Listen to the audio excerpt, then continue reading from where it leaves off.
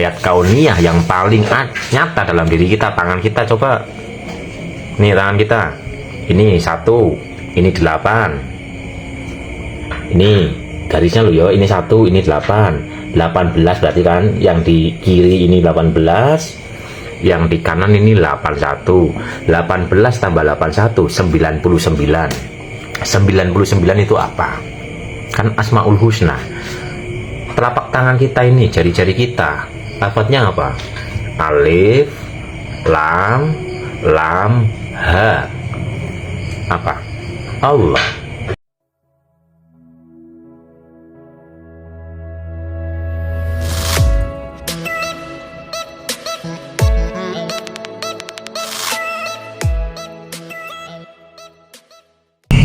Assalamualaikum warahmatullahi wabarakatuh. Rahayu. Selamat malam Bapak Ibu. Salam damai, salam sejahtera untuk semuanya.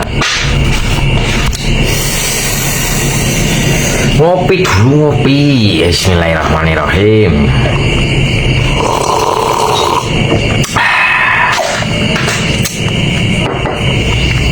Oke Bapak Ibu, ojo ndersulo bae, ojo sambat bae, jangan mengeluh terus. Ayo coba kita koreksi. Kenapa kita harus mengeluh? Harusnya kita itu ya menikmati proses perjalanan ini. Bapak Ibu sendiri yang meminta, giliran diberi kok sambat, kok ndersulo. Loh, minta gimana Mas? Loh, gini. Bapak Ibu, ayo coba kita koreksi. Di saat Bapak Ibu sholat, Bapak Ibu membaca enggak? Tunjukilah kami jalan yang lurus, jalan orang-orang yang diberi nikmat. Ihdinas siratal mustaqim, siratal ladzina an'am. Membaca enggak di surat Fatihah?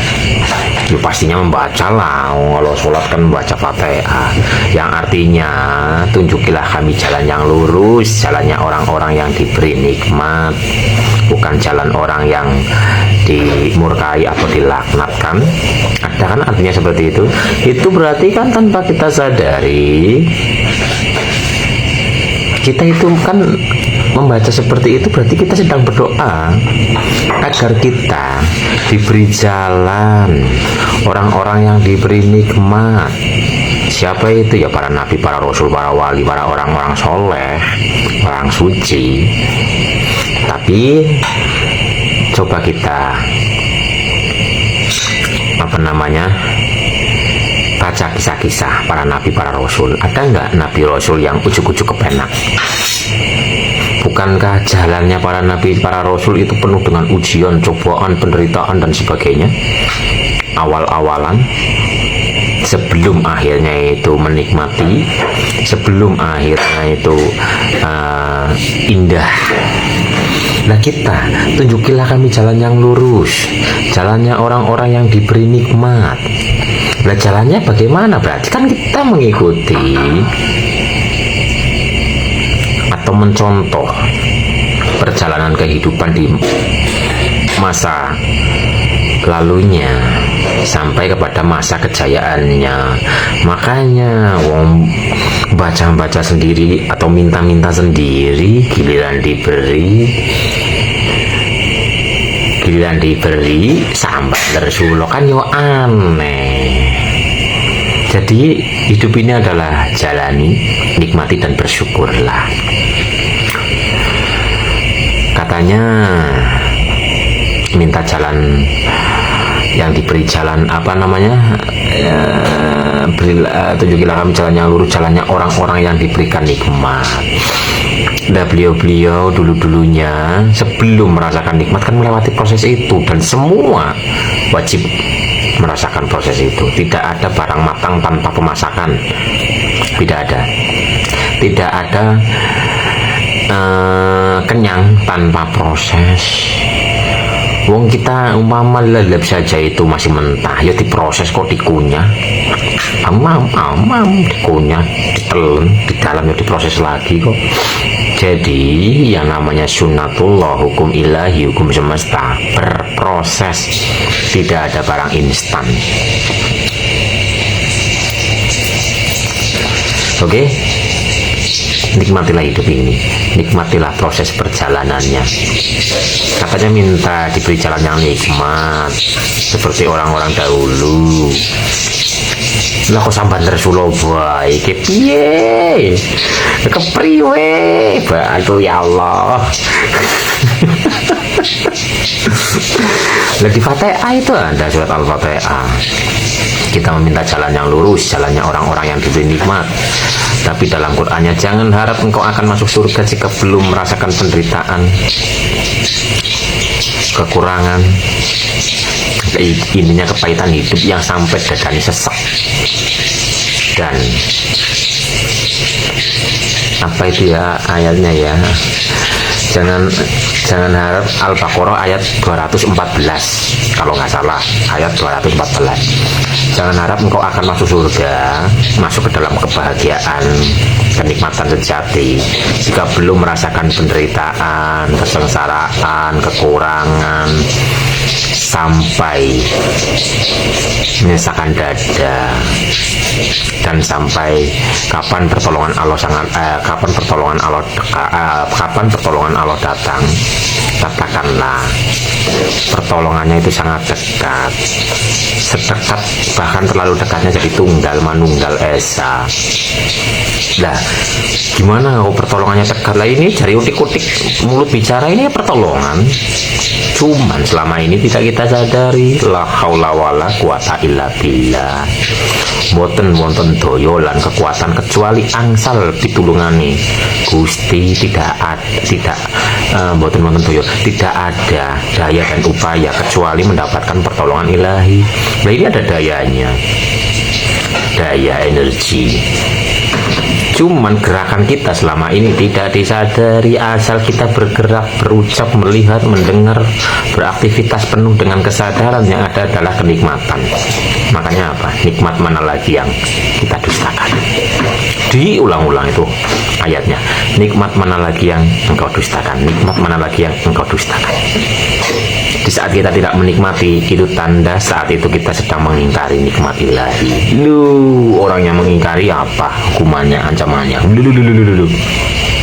Makanya belajar kesadaran, bermakrifat itu nomor satu. Awaludin ma'rifatullah, awal beragama adalah kenal dengan Allah. Jika kita kenal dengan Allah, ora mungkin sing jenengane sambat tersulo bae, ora mungkin sedih khawatir bae. Kenapa sedih, kenapa khawatir? Karena belum kenal Allah. Kenalnya mungkin baru sekedar namanya, tapi belum kenal dengan yang mempunyai nama. Ada nama, ada yang punya nama.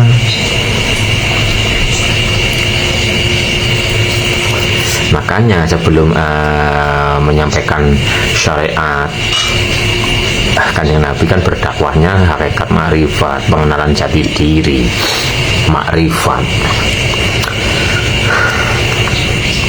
Sehingga dikatakan dia gila, dia itu ngelantur, dia ini dan sebagainya. Itu proses dakwah dalam keruhanian.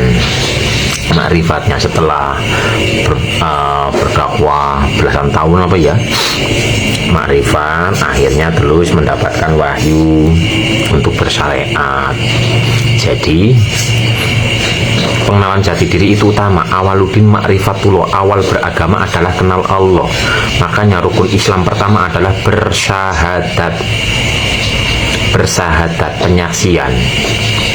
Bagaimana penyaksiannya? Murnikan jiwa raga, menyaksikan sebenar-benar Tuhan kita, agar kita mengikuti kehendak ilahi. Itu utama. Kalau orang zaman dulu dari makrifat bersyariat, kalau sekarang sudah ada syariat, dari syariat yang bernuansa hakikat makrifat. penyaksian. Timur dan barat kepunyaan Allah, kemanapun kita menghadap di situ kita melihat wajahnya. Jadi kita kenal dengan Allah. Umpama dalam ayat umum atau pemahaman umum, timur dan barat kepunyaan Allah, kemanapun kita menghadap di situ wajahnya. Ini kalau umpama kita nggak tahu mana timur mana barat, ini secara umumnya. Tapi secara khusus, secara hakikatnya adalah kemanapun kita menghadap di situ wajahnya. Makanya hanya dengan sadar Allah hati menjadi tenang. Hanya dengan mengingat Allah hati menjadi tenang. Mengingat itu masih umum, tapi kalau sadar itu sudah agak khusus gitu loh. Gitu, makanya hanya dengan sadar Allah hati menjadi tenang. Ya, gerak seperti ini kita sadar. Di saat kita sadar, gerak tapi dibarengi dengan kesadaran, sudah bukan ucapan, sudah bukan kata-kata. Ini yang disebut dengan zikir, hofi, zikir setiap saat, selalu eling, selalu ingat, selalu sadar. Jadi gerak seperti ini, kesadarannya itulah haula wala. Jadi asal gerak dibarengi dengan kesadaran setiap saat, sejatinya gerakan kita sedang wiridan, sedang zikiran.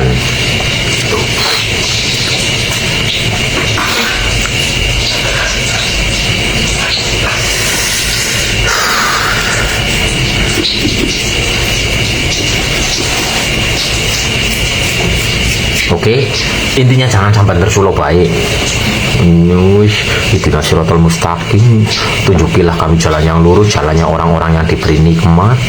Lah ketika kita berproses untuk menuju kepada kematangan jiwa, kematangan pemahaman, kematangan kesadaran, kok sambat tersulo baik.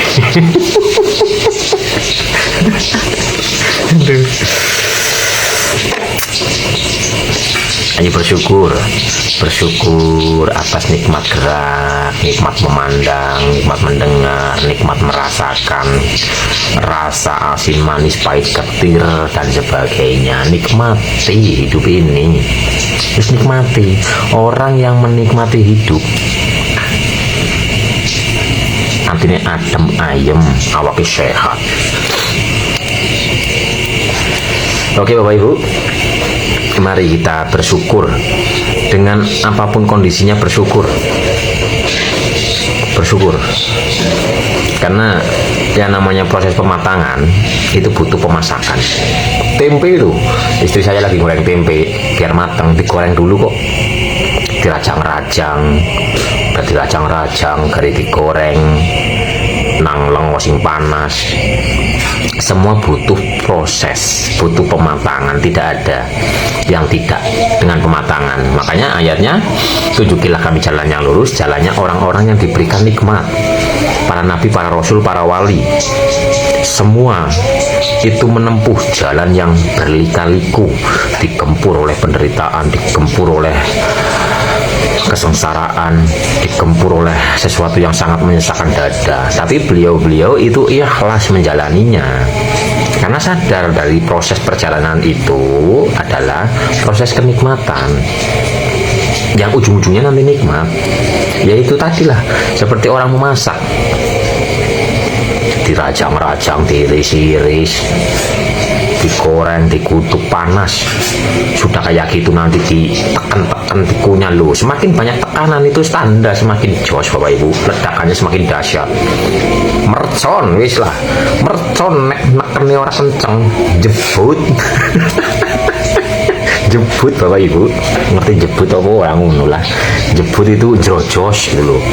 Mercon itu kita bikin mercon, kalau ngulirnya itu nggak kenceng, alah bes kayak gitu doang. Tapi kalau ulirannya kenceng, macet dan sebagainya, ledakannya menggemparkan jagat wetan, jagat kulon. Suaranya itu menggetarkan jantung yang mendengarkannya. Jedor kaget sih. Orang lagi mendel paku, orang mercon jedor. Waduh, ketotok. Aduh ya Allah. Oke, jadi ayo kita selalu berprasangka baik kepada Tuhan kita,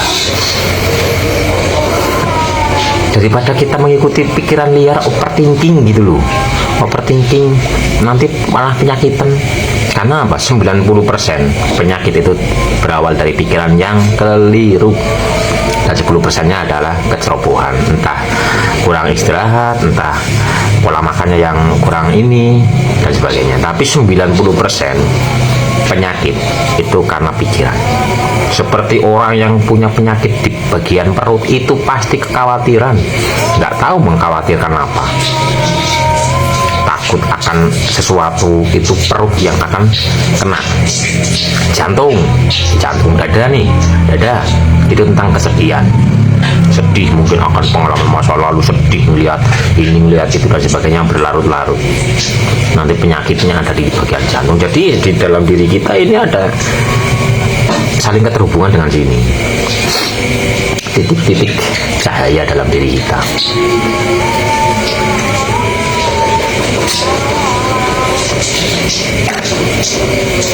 Jadi biar badan sehat, pikirannya pun harus sehat. Berpikir yang positif, syukur-syukur mengikuti ayat, jalan-jalan, traveling, healing. Kan ada ayatnya, Tuhan menciptakan bumi ini sangat luas, jelajahilah dari segala penjuru dan nikmatilah kenikmatan di sana. Ada ayatnya, makanya jalan-jalan, traveling. Nek ono wong jalan-jalan, ya berbahagialah, karena orang yang sedang jalan-jalan menikmati hidup dan sebagainya, berarti orang tersebut sadar nggak sadar sedang menerapkan suatu ayat di dalam Al-Quran. Oh, jangan wong jalan-jalan malah jalan-jalan boy. Oh, ini loh, ada orang bahagia ikut bahagia, jangan ada orang bahagia malah jadi kita yang sengsara. Waduh.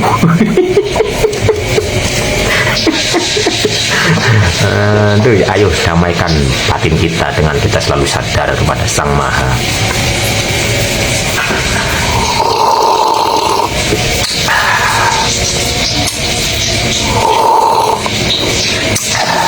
Dan nikmati proses pematangannya Bapak Ibu, pematangan jiwa, kesadaran dan pemahaman.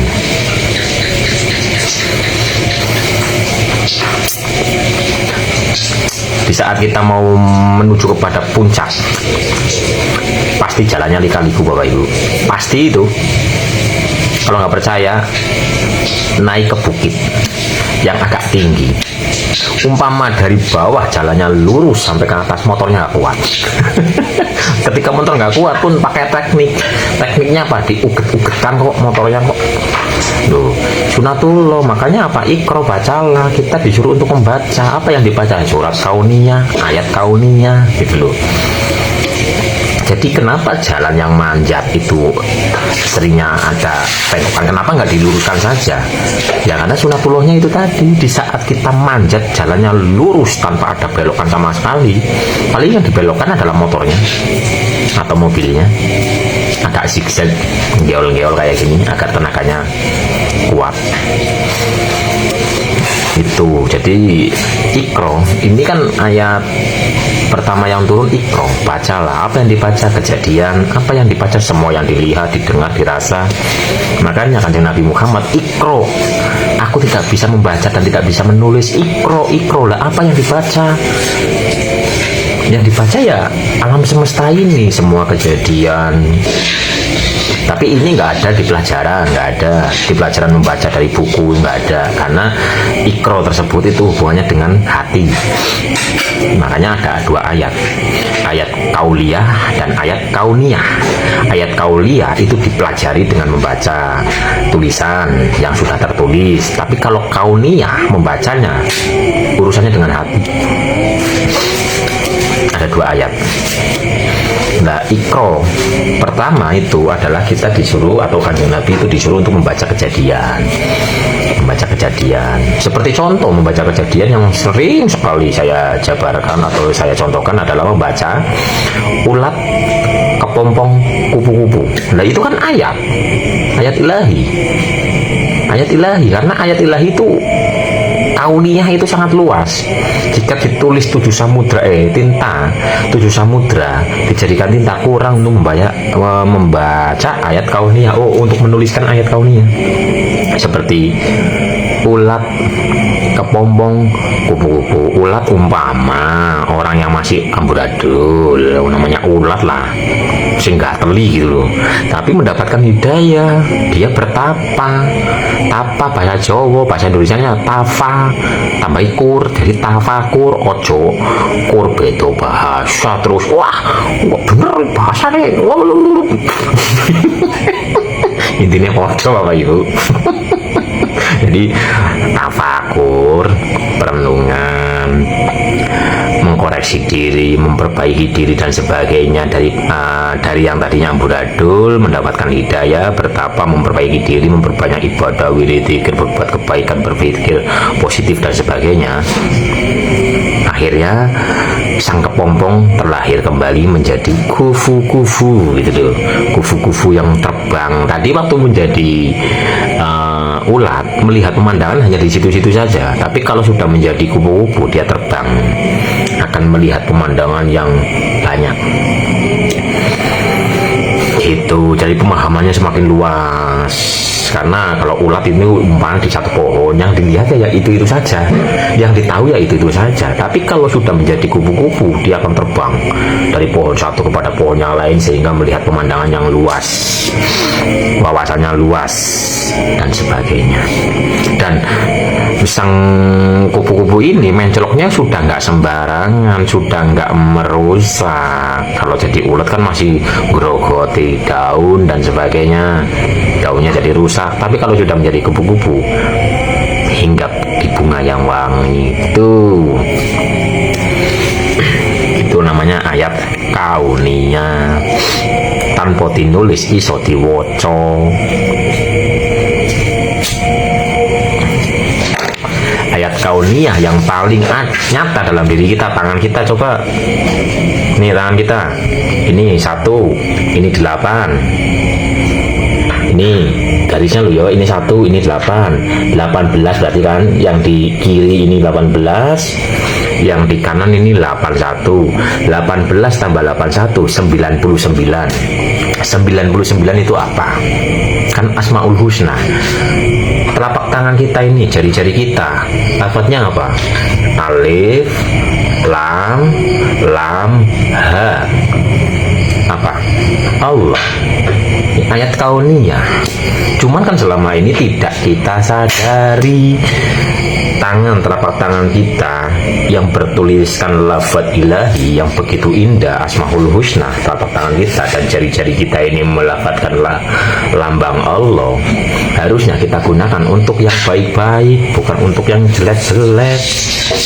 Tuh, makanya di saat kita memahami diri kita, kita melihat tangan kita berlafadzkan Allah dan sebagainya, otomatis kita akan menggunakan tangan kita sesuai dengan tuntunannya, nggak asal jadi ada rimanya. Yang disebut membaca kitab diri. Bacalah kitabmu, cukup dirimu menjadi penyaksi, gitu.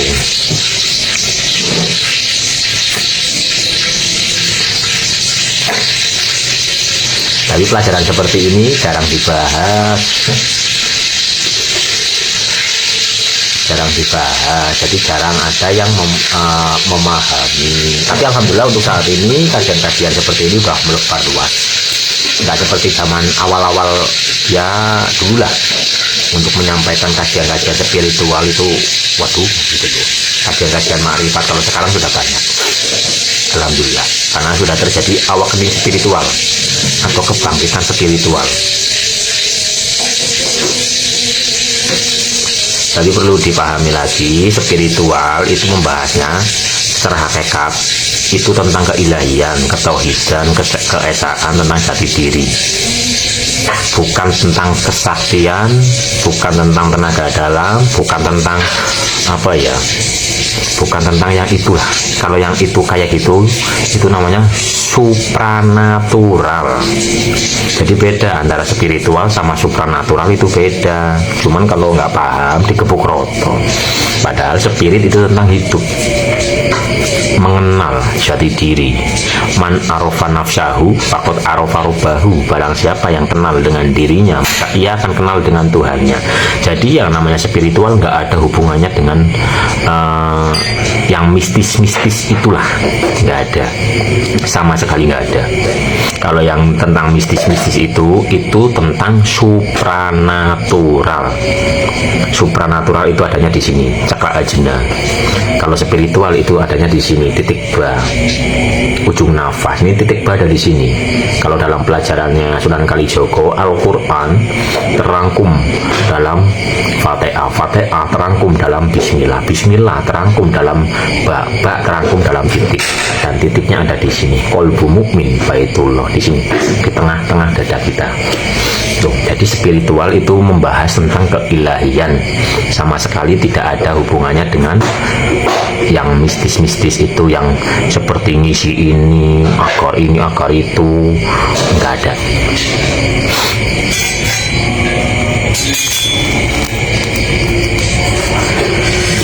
Jadi supranatural itu kemakhlukan, spiritual itu keilahian, ketauhidan kalau bahasa agamanya.